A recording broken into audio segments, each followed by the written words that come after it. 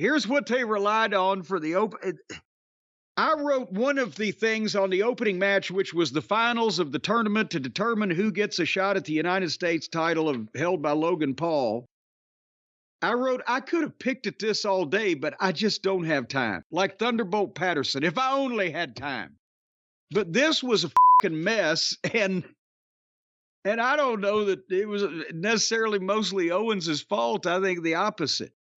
And a lot of however this was laid out, but they start as they're about to start the match. It's Kevin Owens and Pablo Escobar in the finals of this thing. Sheila Escobar, I'm sorry.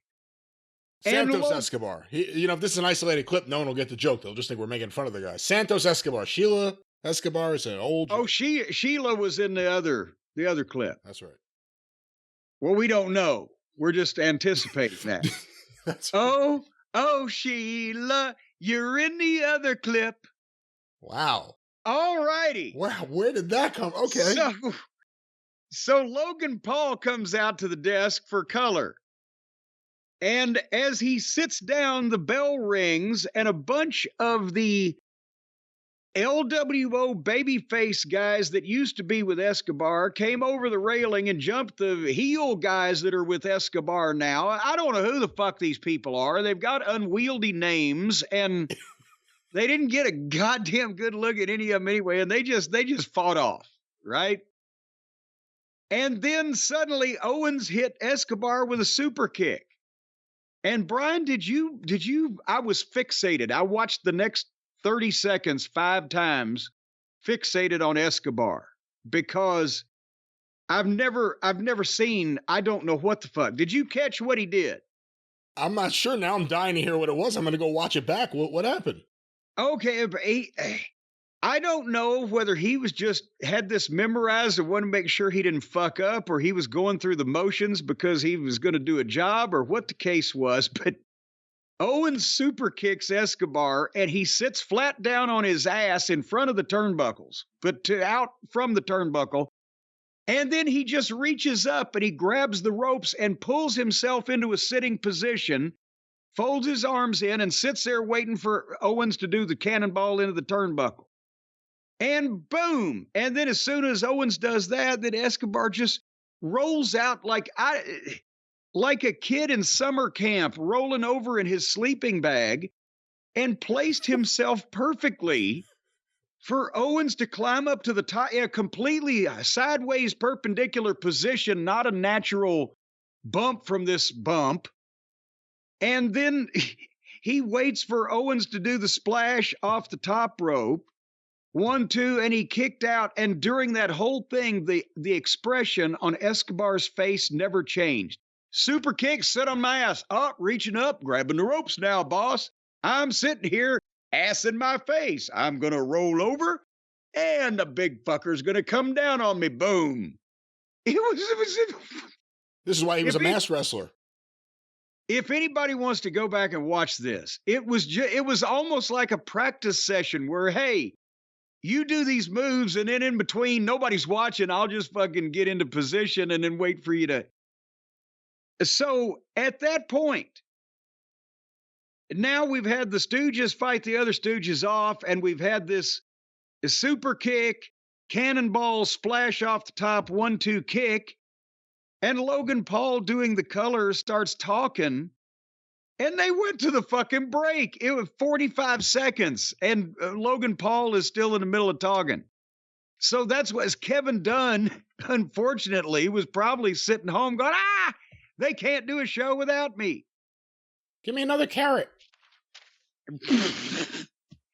Actually, now, wait a minute. I guess beavers don't really... Beavers don't know. Beavers would be more... Well, I know some beavers that have liked clams, but it just depends.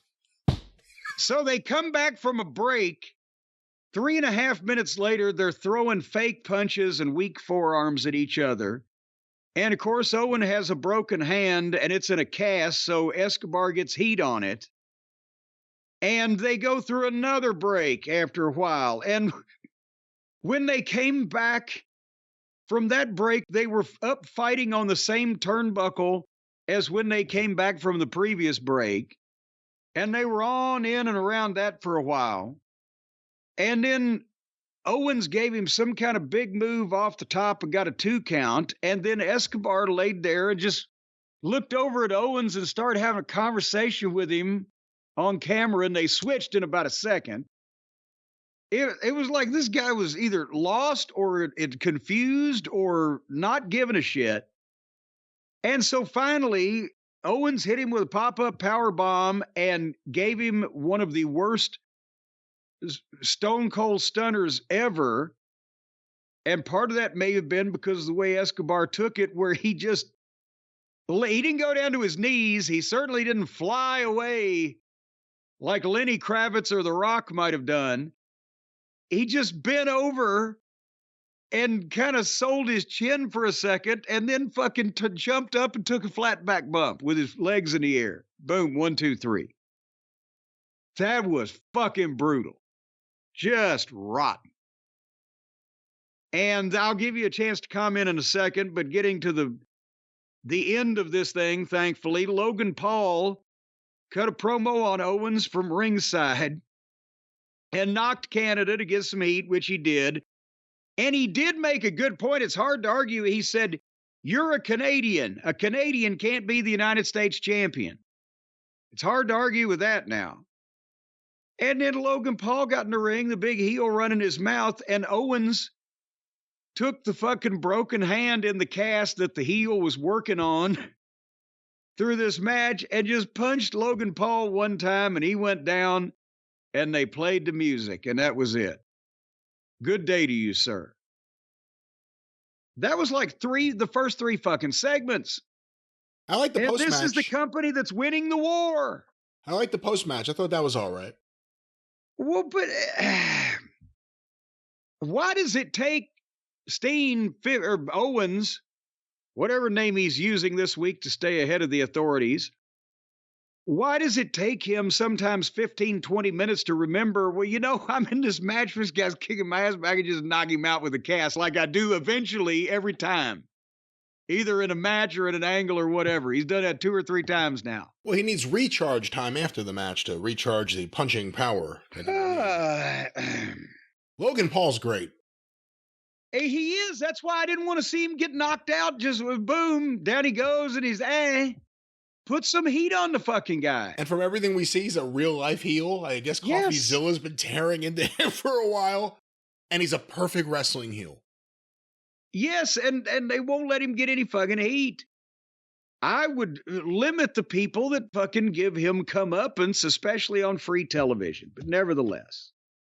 Even if he's going to beat Owens at the Royal Rumble? Well, you want people to want to see the match. So he can't just be bitch slapped, no pun intended, constantly before the big pay-per-view or premium live event match or Peacock special or whatever the fuck it is. But again, you know, I'm excited for LWO versus Lucha Suits 2.0. Yeah, I don't know who those people. Never mind. So anyway, they were in the back then after the break, and Logan Paul's got an ice pack on his face. He's walking down the hallway, and here comes Theory and Waller to check on him. That's the only appearance I think they made that night. And Grimes came in and laughed at him. And they all got in a shoving match, and poor Petey Williams and Sean Daivari had to separate them.